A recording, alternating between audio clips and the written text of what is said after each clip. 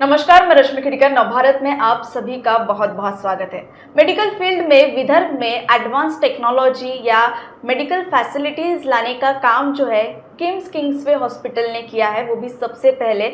और आज हम वाइब्रेंट विदर्भ में जानेंगे कि किस तरह एडवांस टेक्नोलॉजी जो है विदर्भ में आई है, कौन सी टेक्नोलॉजी है और विदर्भ को और मेडिकल फैसिलिटीज़ की क्या क्या ज़रूरत है, किम्सवे हॉस्पिटल का किस तरह योगदान रहा है विदर्भ में। ये सब जानने के लिए हॉस्पिटल की यूनिट हेड डॉक्टर तुषार गावट जी हमारे साथ है। तुषार जी, नवभारत में आप सभी का बहुत बहुत स्वागत है।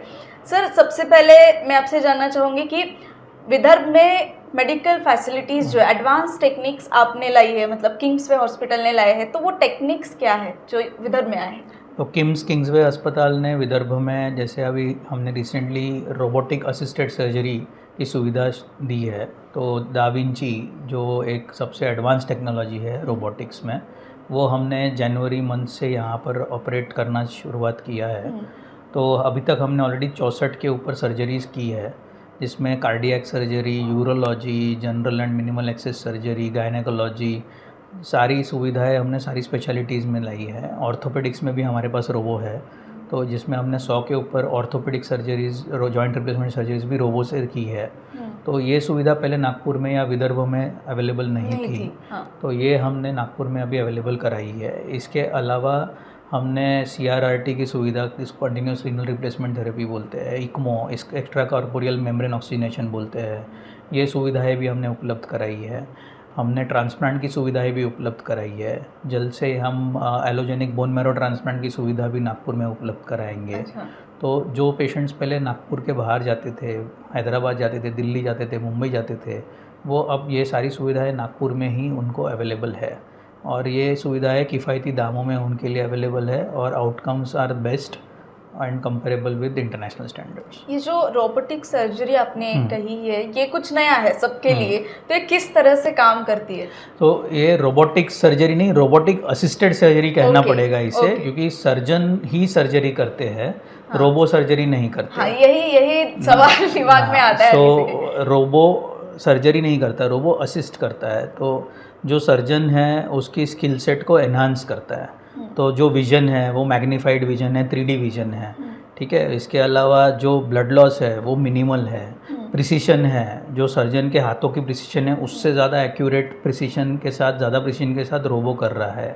लेकिन कंसोल पे तो सर्जन ही बैठा है ना। इंसिशन जो है वो बहुत छोटा सा हो गया है, एक 8 मिलीमीटर के होल के जितना पोर्ट है उसका। तो 2 पोर्ट, 3 पोर्ट, मतलब छेद। तो 8 मिलीमीटर आप समझ सकते हो कितना छोटा है। बहुत छोटा। तो उसके द्वारा अंदर जाके जो लैप्रोस्कोपी में दूरबीन से दिखता था, वैसे ही रोबो से उनको दिखता है और वो ऑपरेट करते हैं। डिफ़िकल्ट तो है, क्योंकि सर्जन को ये रोबोटिक असिस्टेड सर्जरी करने के लिए सिमुलेटर पे कम से कम 40 घंटे की ट्रेनिंग लेनी पड़ती है। ठीक है। उसके अलावा उनको सूचरिंग टेक्निक के लिए चिकन नेक पे प्रैक्टिस करनी पड़ती है। उसके बाद उनको प्रॉक्टर के साथ में सर्जरी में, पहली सर्जरी के टाइम में प्रॉक्टर को असिस्ट करने के लिए बुलाया जाता है। तो वो आसान नहीं है। हमने 1 साल से ये सब इन्वेस्टमेंट चालू की इसमें। हमारे सर्जन्स दूसरे अस्पताल में गए, बड़े अस्पताल में गए, वहाँ से उन्होंने ऑब्जर्व किया, फिर सिमुलेटर पे उनकी ट्रेनिंग हुई, उसके बाद उनकी चिकन नेक पे सूचरिंग की प्रैक्टिस हुई। ये सब करने के बाद प्रॉक्टर के साथ पहली सर्जरी हुई। लेकिन इतने कम समय में, पिछले 4 महीनों में ही हमने 64 प्लस सर्जरीज़ की है, जिसमें से कार्डियक सर्जरीज ऑलमोस्ट 20 सर्जरीज़ की है हमने। तो ये सेंट्रल इंडिया में इतने कम समय में हम ही हैं जिन्होंने ये सबसे ज़्यादा सर्जरीज़ की है। रिस्पांस बहुत अच्छा है। और इसमें कैश पेशेंट्स भी है, इंश्योरेंस TPA के भी पेशेंट्स है, कॉर्पोरेट के भी पेशेंट्स है। तो ये हम लगभग आधी कीमत में कंपेयर टू मेट्रो सिटीज़, जैसे बेंगलोर हो गया या मुंबई हो गया, हैदराबाद हो गया, यहाँ पे जो चीज़ 10 लाख रुपए में फॉर एग्जांपल अगर कर रहे हैं, वो हम 5.5-6 लाख रुपए में कर पा रहे हैं।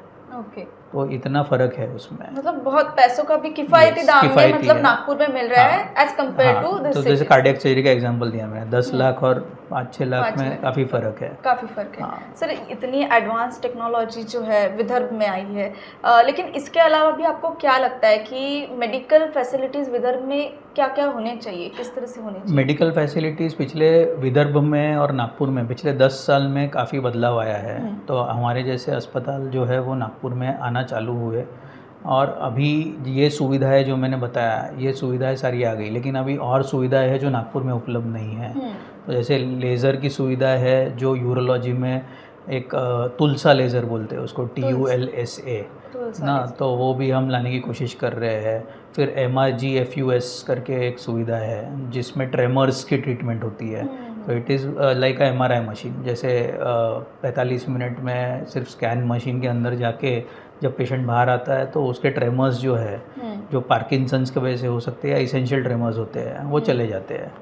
तो it's a life changing experience for the patient. तो ये सुविधा भी नागपुर में नहीं है। तो ये हम सुविधाएं लाना चाहते हैं नागपुर में, लेकिन थोड़ा सा हमें उसमें वक्त लगेगा। बट सून विदर्भ में ये सारी सुविधाएं, तो जो पेशेंट्स बाहर जा रहे थे उनको बाहर जाने की ज़रूरत नहीं पड़ेगी और नागपुर में ही उनको ये सारी सुविधाएं मिल पाएंगी।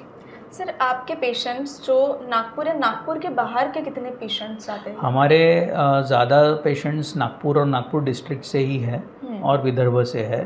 तो लगभग 2/3 of the patients I would say are from Nagpur and Nagpur district. 1/3 जो है वो बाहर से आते हैं, जैसे मध्य प्रदेश से आते हैं, कोई आदिलाबाद से आते हैं, कोई गोंदिया भंडारा से आ रहे हैं। तो नागपुर डिस्ट्रिक्ट इटसेल्फ इज़ 2/3।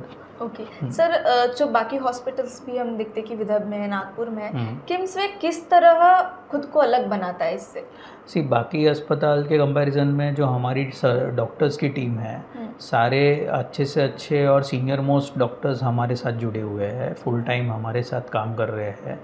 तो वो एक डिफरेंशिएटिंग फैक्टर है हमारे लिए।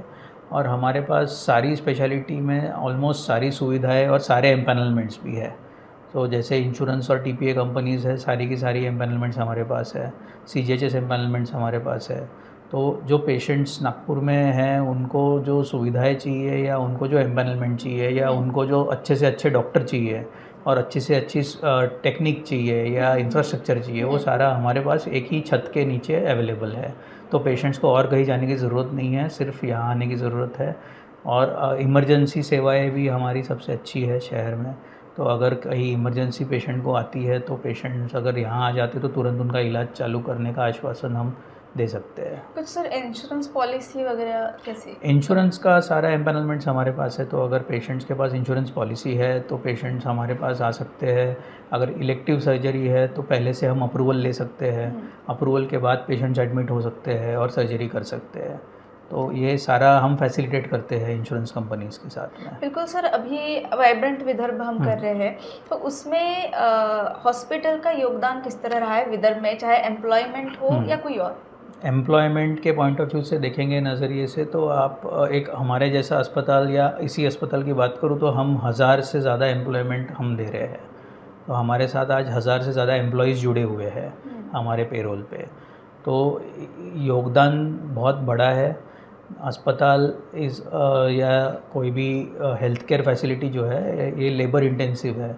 यहाँ लोगों का योगदान बहुत ज़रूरी है। मशीन्स का जितना काम है उससे कई ज़्यादा काम लोगों का है। वो मशीन चलाने के लिए लोगों की ज़रूरत है। और टेक्नोलॉजी जितनी भी एडवांस होगी, लेकिन हेल्थ केयर में या हॉस्पिटल में टेक्नोलॉजी सब्स्टिट्यूट नहीं कर पाएगी इंसान को, कॉम्प्लीमेंट कर पाएगी। जैसे आर्टिफिशियल इंटेलिजेंस भी है तो वो कॉम्प्लीमेंट कर सकता है डॉक्टर को, नर्स को, टेक्नीशियन को, लेकिन सब्स्टिट्यूट नहीं कर सकता। रोबो का उदाहरण दिया हमने, तो रोबोटिक असिस्टेड सर्जरी है, वो सर्जन को सब्स्टिट्यूट नहीं कर सकता। सो लोग लगेंगे ही लगेंगे। और हॉस्पिटल है मतलब एम्प्लॉयमेंट है। और hospital is a recession proof industry, तो वो एक स्टेबिलिटी और सिक्योरिटी भी है। तो जितना मेडिकल इंडस्ट्री का पेनिट्रेशन नागपुर में या विदर्भ में बढ़ेगा, उतनी एम्प्लॉयमेंट भी बढ़ेगी। तो वाइब्रेंट विदर्भ में नागपुर या विदर्भ को और हॉस्पिटल्स की ज़रूरत है जो आएंगे और अगले 3 से 5 साल में और एम्प्लॉयमेंट जनरेट करेंगे। सर, हमारे कितने हॉस्पिटल्स है? हमारा जो Krishna institute of medical sciences है, हमारे आंध्र प्रदेश और तेलंगाना में ही अभी 12 से अधिक अस्पताल है। प्लस अभी नागपुर में ये हमारा पहला अस्पताल है। अगले 3 से 5 साल में हम एक और अस्पताल नागपुर में चालू करेंगे। अभी ये बात की तो अगले 5 साल में आप कहाँ देखते हैं? अगले 5 साल में हम देख रहे हैं कि हम 1000 बेड्स का अस्पताल, 2 अस्पताल 1000 बेड्स टोटल हमारे रहेंगे नागपुर में। और नासिक में हमारे 2 अस्पताल है ऑलरेडी चालू। ठाणे में हमारा एक अस्पताल अभी हाल फिलहाल में शुरू हुआ मई मंथ में। सांगली में हमारा एक अस्पताल है। बेंगलोर में हमारे 2 अस्पताल चालू होंगे इस साल। केरला में हमारे 4 अस्पताल चालू होंगे, जिसमें से एक चालू हो चुका है, और भी इंडिया में सिटीज़ है जहाँ पर हम कोशिश कर रहे हैं कि हमारा प्रेजेंस हो। सर, अगर हम देखते हैं लाइफस्टाइल की बात करते हैं तो हमारे विदर्भ के लोगों की लाइफस्टाइल बहुत अलग है। और पुणे मुंबई जैसे फास्ट सिटीज़ हम देखें, मुंबई जैसे सिटीज़, तो उनकी लाइफस्टाइल बहुत अलग है। यहाँ पे हम देखते हैं कि रूरल एरियाज़ में जैसे गाँव में, वहाँ तक आपको पहुँचना है, आप क्या कहेंगे? और लाइफस्टाइल के बारे में आप क्या कहेंगे? लाइफस्टाइल की बात करेंगे तो नागपुर, क्योंकि कंपेयर टू मुंबई या हैदराबाद या बेंगलोर, एक रिलेटिवली छोटा शहर है, पॉपुलेशन डेंसिटी भी उतनी नहीं है और ट्रैफिक भी उतना नहीं है, तो स्ट्रेस कंपैरेटिवली कम है कंपेयर टू दो सिटीज़।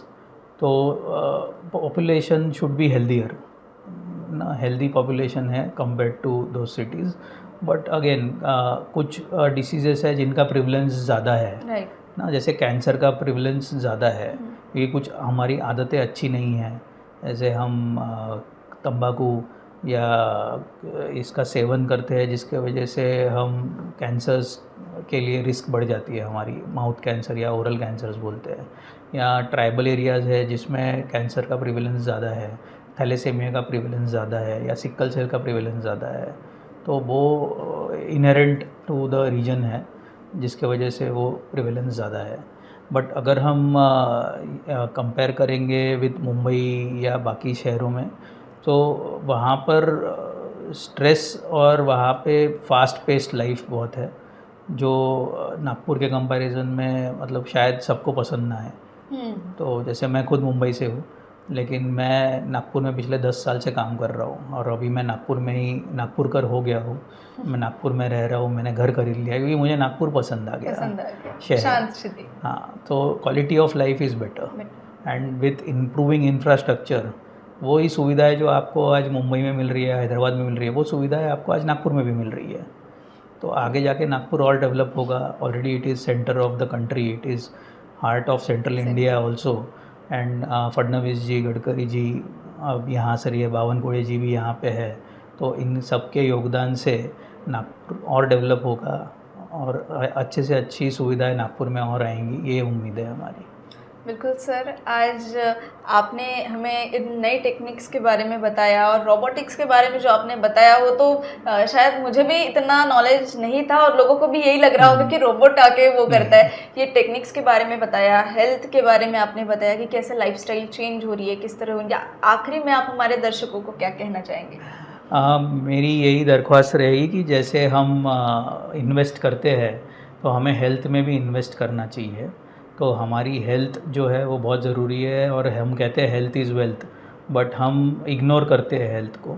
जैसे गाड़ी लेते हैं तो हम गाड़ी के लिए इंश्योरेंस लेते हैं, लेकिन हम खुद के लिए हेल्थ इंश्योरेंस नहीं लेते। तो कम से कम दामों में आज की तारीख में हेल्थ इंश्योरेंस अवेलेबल है।